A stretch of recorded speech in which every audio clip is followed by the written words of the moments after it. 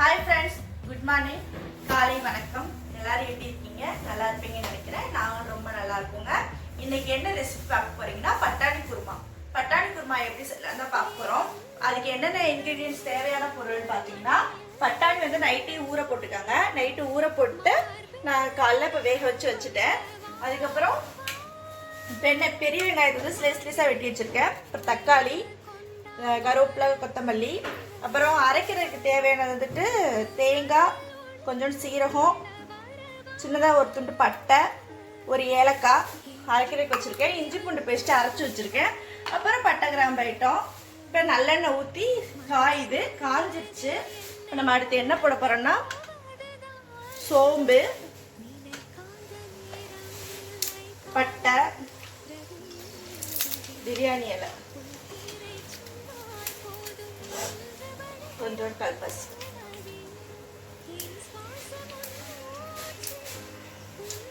காஞ்சிருச்சுங்க. இப்போ காஞ்ச உடனே பொரிஞ்சதுக்கப்புறம் நம்ம வெங்காயம் சேர்த்துக்கலாம்.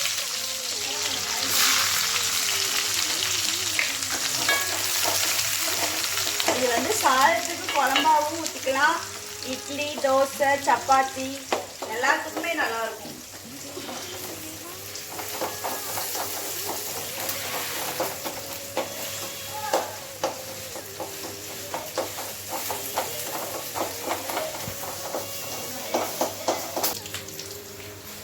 இப்போ வெங்காயம் நல்லா வதங்கிடுச்சு. இப்போ தக்காளி, கருவேப்பிலை, மல்லி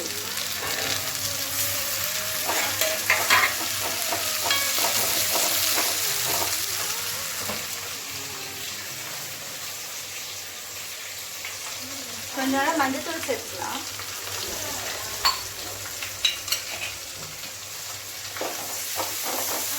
நல்லா தக்காளி வரும்.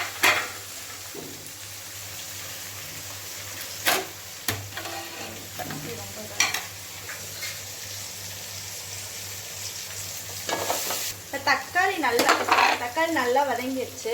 நம்ம இஞ்சி பூண்டு பேஸ்ட் சேர்த்துடலாம்.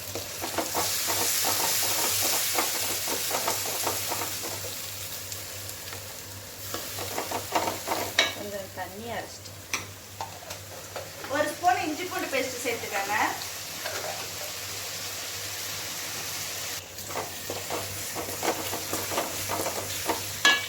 வந்து நம்ம அந்த உருளைக்கிழங்கு சேர்த்துடலாம்.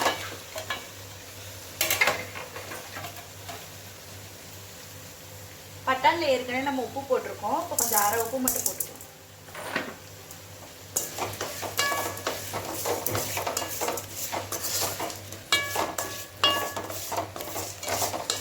கொஞ்ச நேரம் எண்ணெயில் வதங்கட்டும். அதுக்குள்ள சைடில் வந்துட்டு நம்ம தேங்காய் அதெல்லாம் அரைச்சிட்டு வந்துடும்.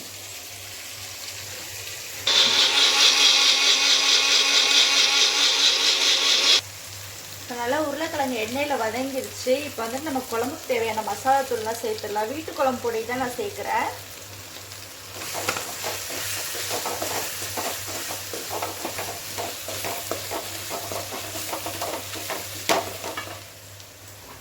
இப்போ நம்ம இதில் வந்துட்டு பட்டாணி வேக வச்சுருக்கோம். இப்போ இந்த பட்டாணி நம்ம இதில் கொட்டிடலாம்.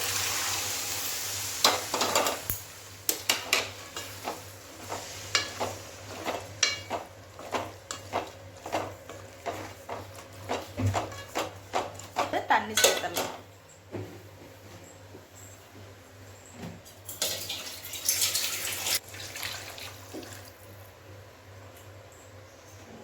வீட்டில் கொடுத்தாங்க.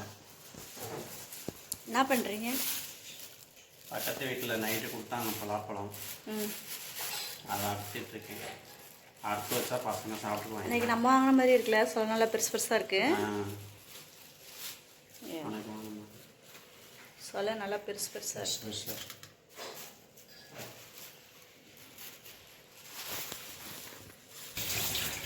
இப்போ நல்லா குழம்பு கொதிச்சிருச்சு. கொதிச்சு நல்லா மிக்ஸ் ஆயிடுச்சு எல்லாமே. இந்த டைமில் வந்துட்டு நம்ம தேங்காய் அரைச்சி வச்சுருக்கோம் இல்லையா, அந்த தேங்காயை நம்ம நல்லா சேர்க்கணும்.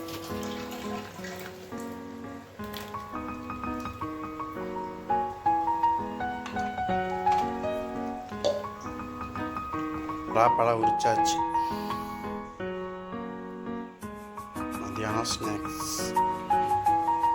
பட்டாணி குருமா ரெடி ஆயிடுச்சு. பட்டாணி குருமா குழம்பு ரெடி ஆயிடுச்சு. சிக்கன் மாதிரி வாசம் அடிக்குது.